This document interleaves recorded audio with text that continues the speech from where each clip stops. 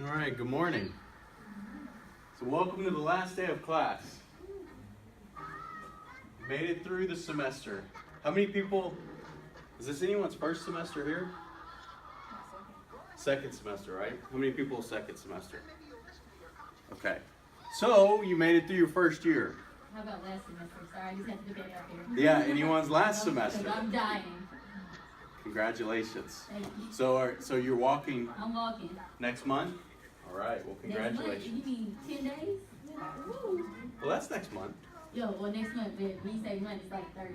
So I'm out of here. So, what I wanted to do today is just kind of wrap up the semester and try to have discussion or answer any questions that any of you would have. So, to finish up what we were talking about last time, when I would talk about what sport organizations can learn from Disney. Things like advances in technology, like the line cues that they have at rides, and the different technology they're using in rides, and we've talked about that previously. When you look at the line cues for Disney rides, it's always kind of hidden. So you'll walk into one room and it makes you think it's not that long of a line. Then when you get to the end of that, you go into another room. You think, okay, well, I don't want to get out of line because I may almost be there. And you get to another room and it keeps going.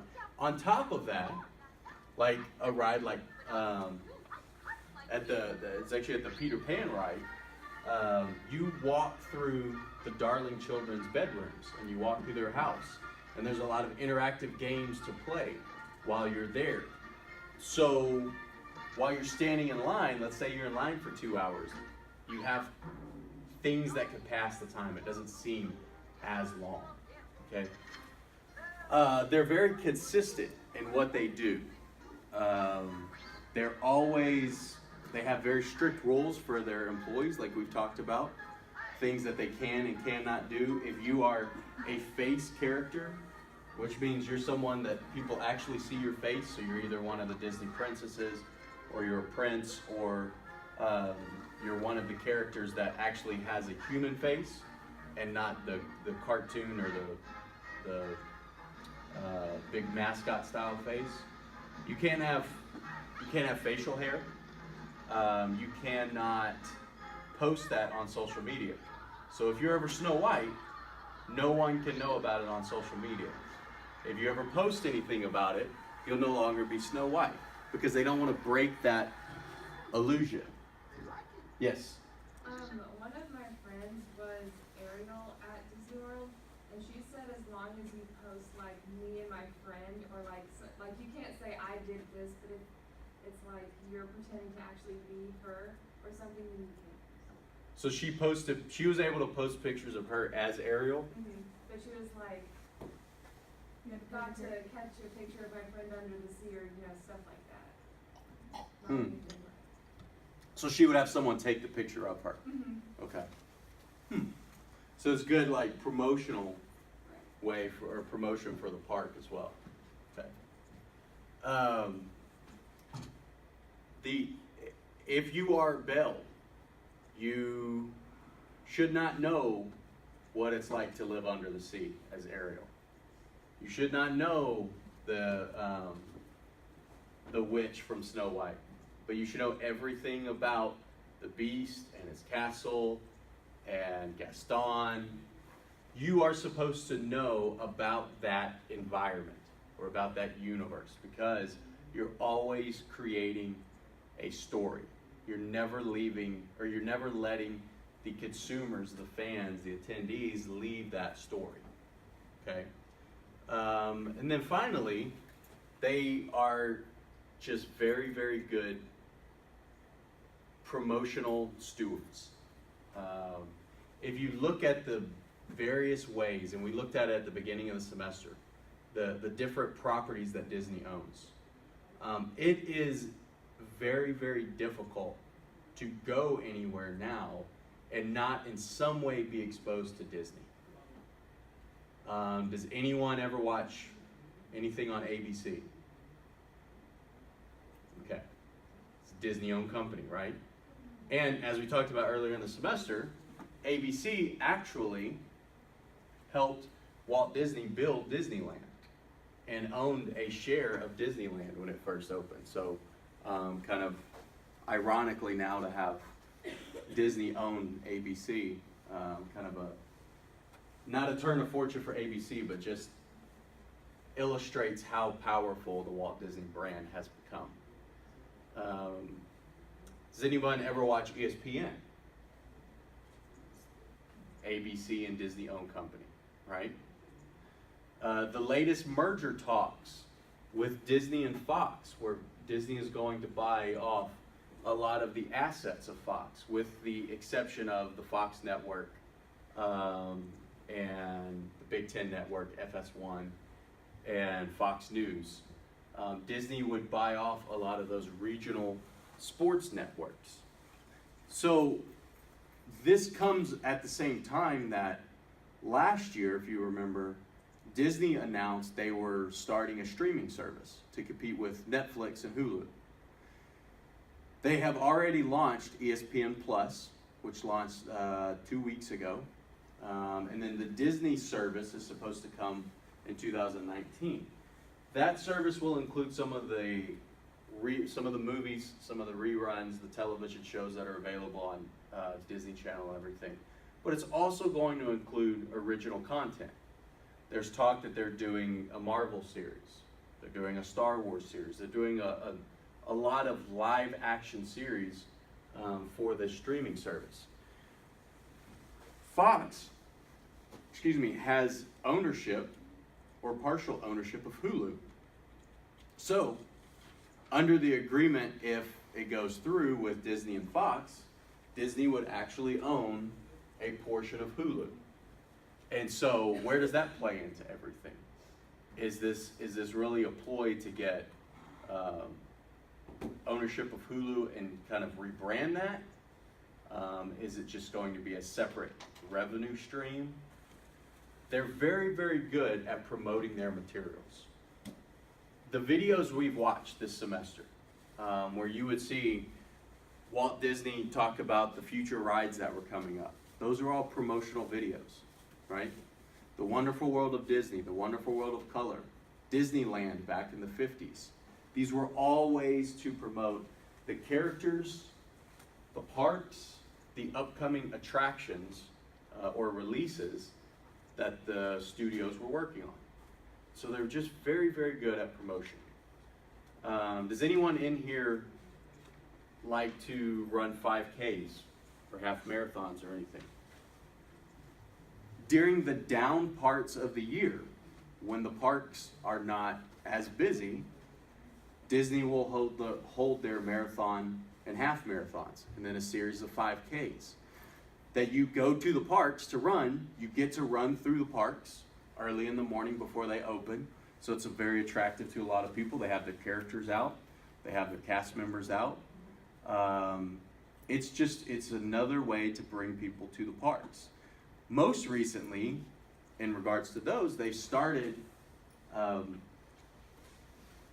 virtual running, virtual 5Ks, to where this summer, what's the big what's the big release that's coming out from Disney and Pixar? Fantastic Five. Nope, not Fantastic Four. Four. Incredibles. The Incredibles 2 is coming out. It's being released this summer. So, you can now go run a series of virtual 5Ks around the Incredibles.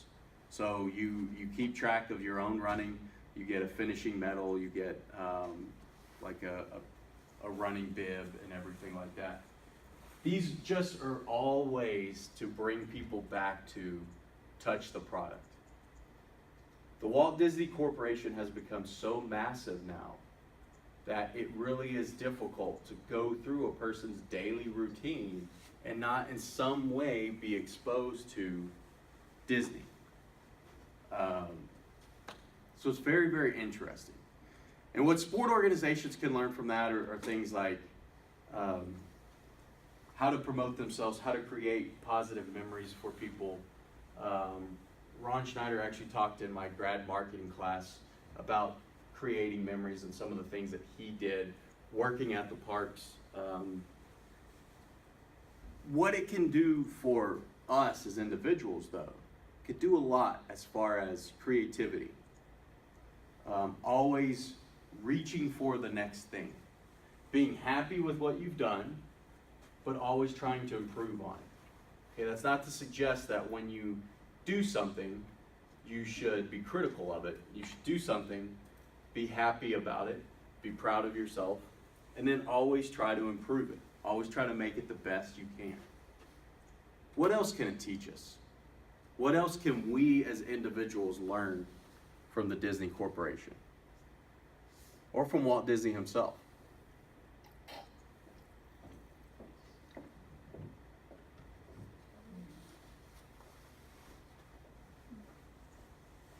I guess like the cheesy never give up on your dreams kind of thing. Okay, so inspirational messages, right? There are probably thousands of inspirational messages that get credited to Walt Disney. A lot of them are not things he actually said, but they get credited to him, right? What else?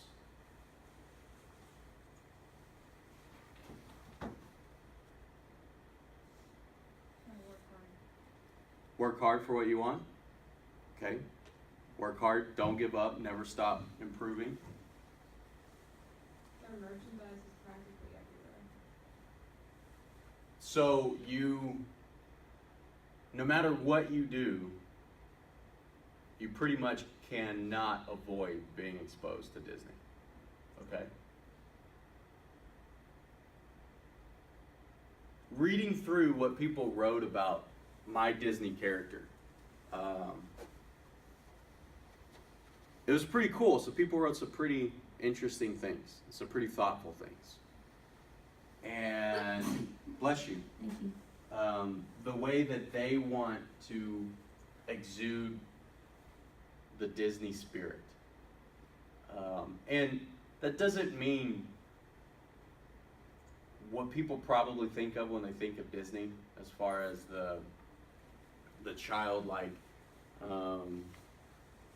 interest in the characters in the cartoons and things like that. But it is not giving up, always striving to be better, being happy, trying to put smiles on people's faces. One of the major problems facing our society right now and our country right now is we are so divided, right?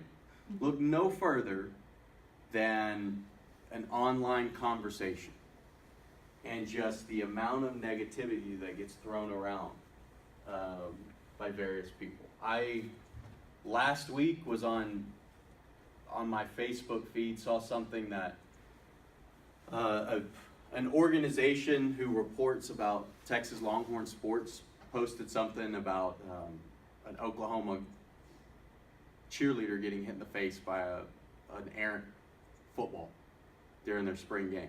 And people were laughing about it. And I very rarely comment on social media because you're not going to change people's minds or their opinions or views on anything. But I felt like I at least wanted to say, look, this is very disappointing to see this on being reported by an organization who reports about the Texas Longhorns. I'm like, this person is hurt and you're supposed to be laughing at it. This is, I'm embarrassed to see this in my feed. And I probably, more than anything I've probably done, I got more comments on that comment on Facebook. People saying they agreed with me, but then some people just being out and out nasty and like throwing pretty much personal attacks at me. And it just further illustrated the point that, look, that's exactly why this stuff doesn't need to be out there. Because you see something like this, somebody is trying to say this information should be out there, and you're telling them something, inappropriate in response. Like, we are so divided right now. And I'm not saying it's necessarily worse than it has been in the past. It definitely seems really bad right now. Some of that's due to the fact that we're living through it. So things always seem worse when you're living through it than when you look back at it. But, you know, I think one of the biggest takeaways for me from Disney is not a lot of people go to Disney and leave mad. You know? They may leave frustrated because they, you know, they're tired. They get upset. They're anxious planning for the vacation or whatever. But you don't typically see someone that leaves Disney and say, I wish I never would have gone. You know, in most movies, there have been some movies that have done this, but most Disney movies, people can at least find some type of enjoyment in those movies, right? That in itself is very important to me, I think, that the organization has created this amount of joy for generations of people. If we as individuals could take that spirit and just try to make the person sitting next to you or the person talking to you smile, that's pretty good. It's a pretty good impact on that person. And you never know what your gesture or your impact on that person, what it'll do in their future. How many people they'll impact in that way, the decisions they'll choose to make in the future based on that one interaction. And so that's the biggest takeaway for me, is if we could take that part of the Disney spirit, just making people enjoy themselves and trying to make people happy, then that's pretty important. And that would be a pretty big takeaway. So we have a bit of class left. For the rest of the class, the rest of the semester, any questions people have, and we'll try to talk about them and try to answer them. I have a question regarding a grade. Okay. Not necessarily my grade, but have you did all the grades for everybody's first project? There were 2 or 3 that people did a video that those grades haven't been posted because I've had difficulty seeing those videos. Okay, I'm assuming that's me. So, I guess I need to figure out what I need to do to get you to see the video. Because I haven't received the grade for that. Okay. And the people who, you either should have received an email or maybe through eCourseWare. Oh, I got an email. Okay. And you told me to send the link again through Okay. a Word document. Okay. Yeah, try to,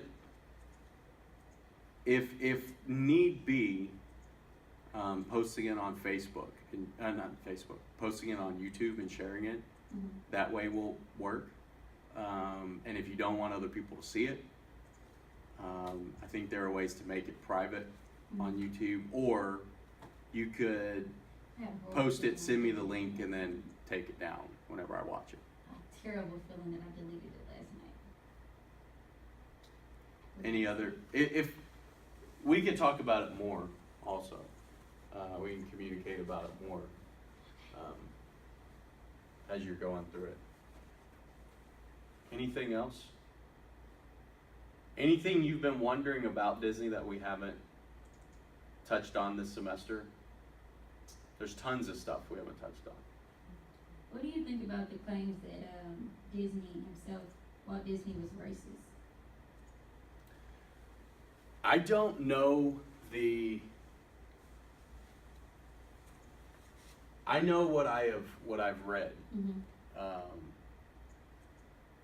And so anything that you read is in some way based on that person's interpretation as well.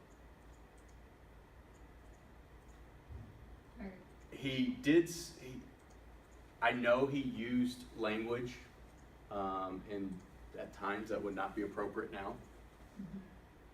And some of people made claims that he was racist. They made claims that he was anti-Semitic. People who say they know Walt Disney say those are misunderstandings. I also know that we talked earlier in the semester about Song of the South. And Song of the South there was not a feature, but it was included in the National Civil Rights Museum. At least I haven't been since they've renovated it, so I don't know if they've taken that part out or not. But they included this to talk about kind of how life in the Old South and slavery was portrayed through Hollywood. And so they used the story of Song of the South by Walt Disney, or the studios, to try and show, this is kind of the way the general public viewed it. And having listened to an audiobook about Walt Disney and his life, they spend a good amount of time talking about that book. And in particular, when working on that story, because he didn't write the book, when working on the movie, he consulted with a series of leaders in the African American community. And they made recommendations on how to present the work. And it seems like the people who made the recommendations and the people he tried to consult with were very supportive of the movie and supportive of the message. And the people that were not consulted with were not very supportive of the movie and very critical of it. Now, that can bring up issues of, if you're being asked to consult with a movie, you feel like you're a part of it, right? You feel like you're a part of the decision-making process.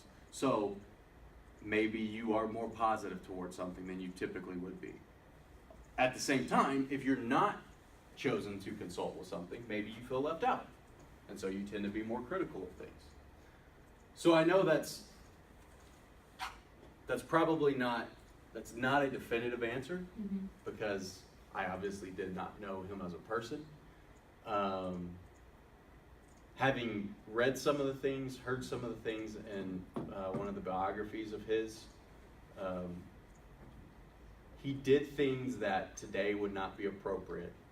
However, the people who know him and defend those actions as misunderstandings or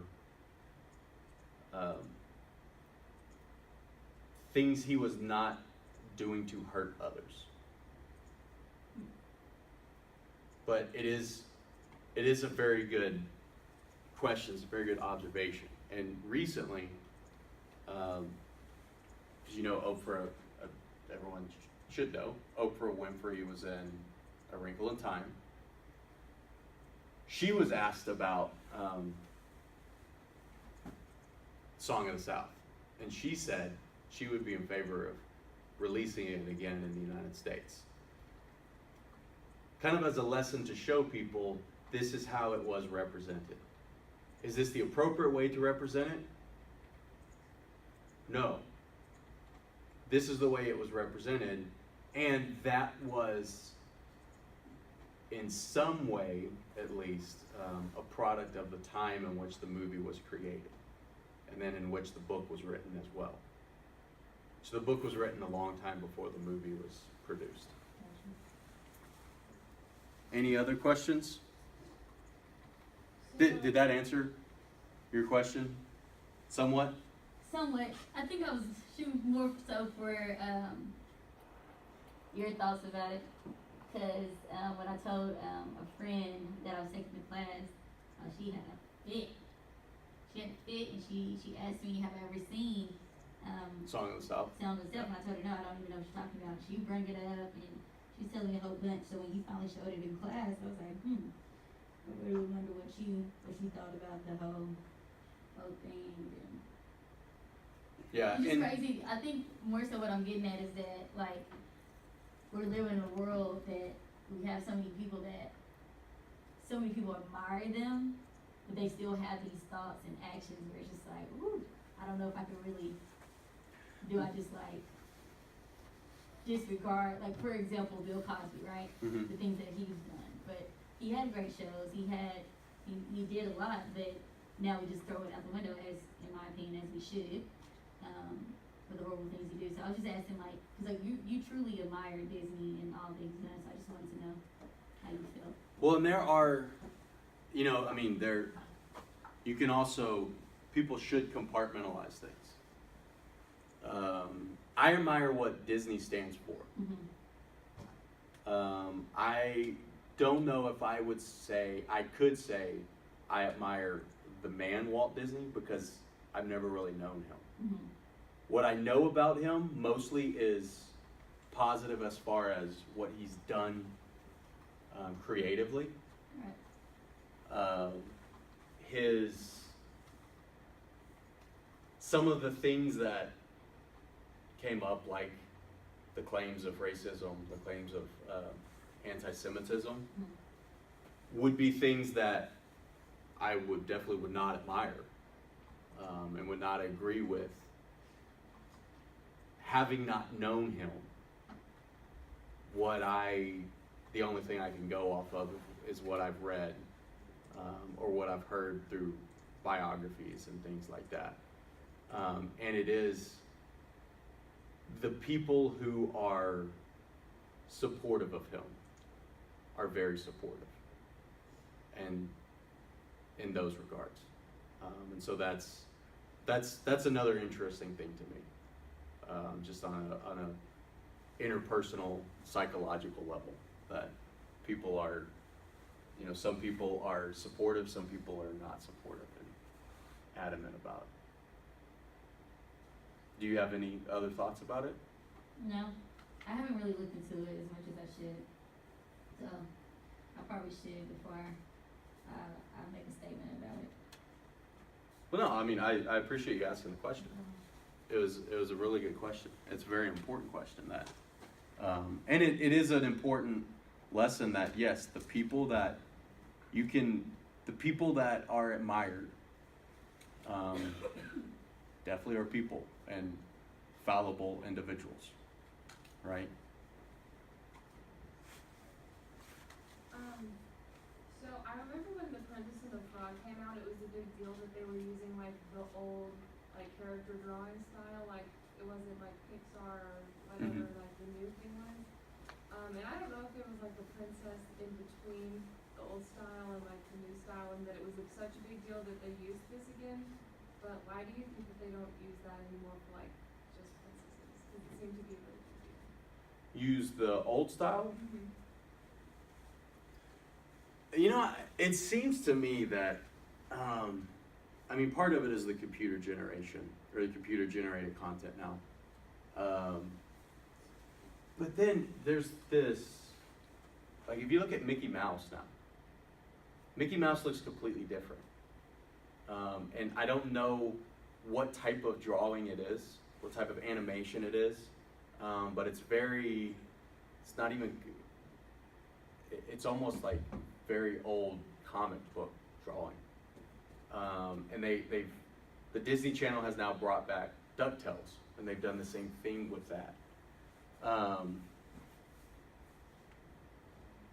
I'm not sure I have seen enough to be able to say like why, or even be able to tell a big difference.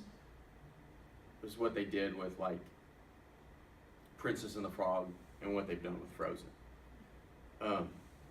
Excuse me. I did, however, the Pink Palace right now on Saturdays and Sundays at 4 is showing Beauty and the Beast on the IMAX. And I took my oldest son to see Beauty and the Beast yesterday. And you can definitely tell, to me, it was so interesting watching and seeing the animation and seeing the backgrounds. Because if you really want to see how animation has changed, you can look at the characters and you can look at how they move and everything. But there's a lot in the backgrounds as well. Like the static backgrounds in some of the older movies. And you know, Beauty and the Beast came out in the 90s, and that was a huge technological advancement. And when you watch it now compared to the movies that are currently out or being released, there's a major difference there, because there's more than 20 years has passed. One of the interesting things I saw, or I noticed, was in the dance scene where the song Beauty and the Beast is being played. If you look in the backgrounds, you could tell that's computer generated. At the time, you know, it was, because I remember seeing it or talking about it when it first came out. It was such a huge deal that look at this animation and look how this is done. When you watch it now, having watched a lot of Pixar movies, you can sort of pick out what is computer generated around. Like in particular, if you look at the candle the candelabras on the ceilings and everything, and the chandelier, you can tell it's computer generated. And so I'm sorry, I don't know if I could even say the big difference between some of the movies that came out early 2000s and then the ones that are coming out now. Other questions? We have a little bit more time.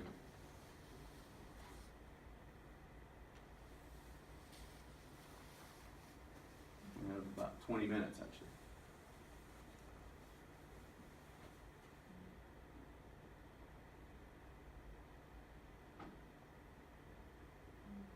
Nothing?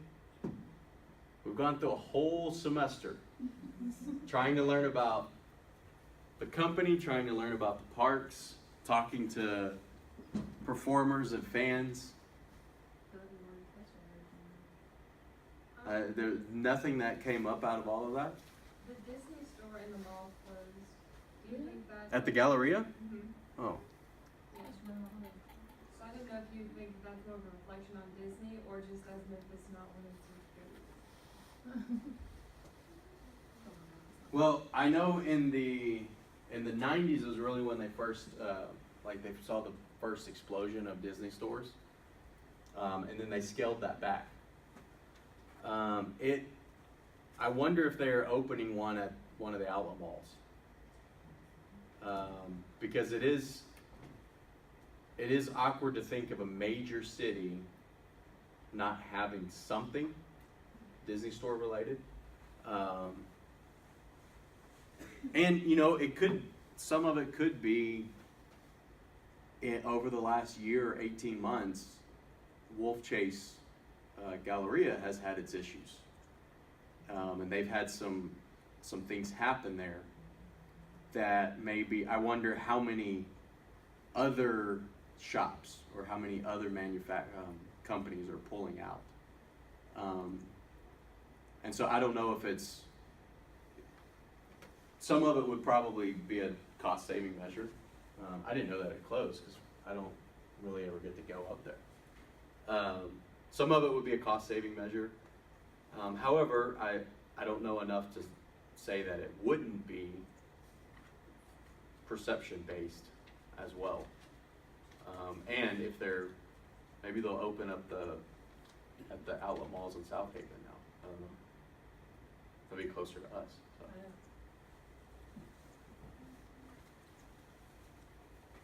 Anything else?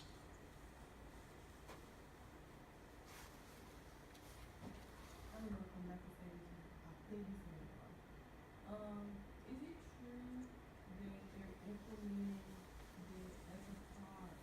Because I know originally at the park, I think you could just park for free, and now they're implementing there's a charge of free for every day you're physically parked. So, what I have heard, yes, there are rumors that you've always paid to park at the parks. If you stay on site, if you stay at one of the hotels, you've had complimentary parking. The rumors I've heard, yes, they are starting to charge for parking, like other hotel. You know, if you go to a hotel, typically you're charged to park overnight and things like that. So yeah, the rumor is that they're going to start that soon. Start charging at the parks. So do you think that would have an impact on how people plan their future vacations there? Or, cause I know they do pick you up from the airport and take you where you need to go. So do you think that would have an effect on how people plan? I think the, Just on the personal perspective. I mean, if, like for me, it's not gonna make that big of a difference. If I'm going by myself because I'm going on a conference, like I did last summer, then I'm flying. But I'm flying to the conference. And then if I go to Disney Springs or a park or something, I'll take an Uber or, you know, now they have their own Uber service. I'll take something like that. If I'm going with my family, we're probably driving regardless. Because the cost of, if you stayed 3 nights on site and paying to park, that plus the gas is still probably comparable or less than paying for however many tickets you're gonna pay to fly. You know, I could see it could at least be something people think about. I highly doubt it would actually change people's behavior though.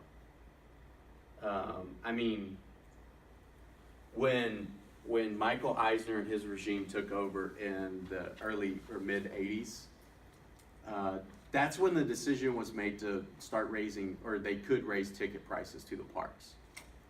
Because there was a lot of money that they could be making off of the parks, because those were really at that time carrying the studio and carrying the company, that they could raise the price point.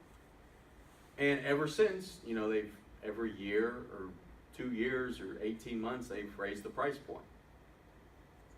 At the same time, it's because of the perception people have of Disney. Is it going to fundamentally change many people's behavior? That now, if you want to go to the Magic Kingdom during peak hours, the ticket's about $125. That's very expensive. But what's the price point that people are actually going to stop doing it? You know, and over the last 2 or 3 years, the Disney parks at various times have seen dips in attendance and things like that. But I don't know if that can necessarily be linked to cost. And if it can't be linked to ticket cost, I don't think it would be able to be linked to parking on site or having to pay to park on site either. So it could be something people talk about, possibly complain about. I don't really know if it would be something that would fundamentally change. Like, I don't know if somebody's gonna say, I'm not going to Disney because I have to pay to park, you know. Maybe someone would say, I'll stay off site because I can stay at a comparable hotel and it's cheaper and I don't have to park. Maybe that would happen. Anyone else? So, let me circle back to what we talked about at the beginning of the semester. The purpose of these classes. These classes are supposed to give you an hour out of a week that you could kind of unplug. You don't have to think about what other courses you're taking. You can talk about something fun as Disney. You could talk about whatever's interesting to you. And you could bring up observations about some of the things that maybe the corporation has done. Because they definitely are not above criticism in many ways. Maybe some of the things that the corporation stood for, or the individual stood for. But hopefully, if it did nothing else, this class allowed you to, one, just take yourself out of normal school activity.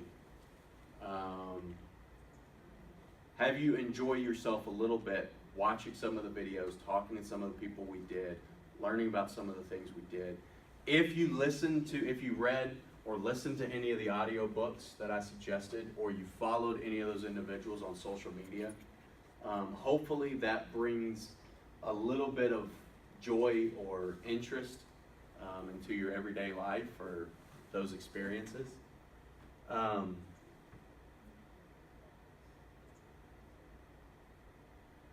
then two, just allowing you to talk about something that's interesting to you personally, and you don't have to feel the pressures of getting the right grade, or what grade do I want out of this, okay? As far as I understand, honor students you only have to take one of these courses, right? But you can take multiple ones, right? They just count as electives. If it were me, I'll give you advice to people who are still going to be around for a few more years. I would try to take one a year or a semester. If all things considered, especially if you have the ability to take an extra course, I mean, there are courses in the fall, I teach a course on sport rivalry where we talk about what the meaning of rivalry is. And we focus on specific rivalries in college football and professional athletics on a weekly basis. There are art appreciation courses, music appreciation courses, where people are going to art museums, or they're going to venues to hear hear about what their instructor's talking about. A major goal of this is to try to create a community amongst honor students where you feel more comfortable talking to each other, and you feel like you're part of a university. You feel like you're part of the makeup of the university. So hopefully, if nothing else, you've got that out of the class. You're able to unplug, talk about something you wanted to talk about, and hopefully it just gives you a more positive perception of the university and of the programs. Any final thoughts? All right, well, I thank everyone for showing up each week, for asking the questions you asked, and having different perspectives on things, coming at it from different views, and allowing me to talk to you about something that is very interesting to me. I am very passionate about the Walt Disney Company because I think they teach a lot of good things, not above criticism, but they teach a lot of good things. They do a lot of good things. And I think there's a lot we can learn from them. So, at that, have a good rest of the semester. Good luck on finals. Congratulations Thank you. on graduating. And have a good summer, everyone. Thank you.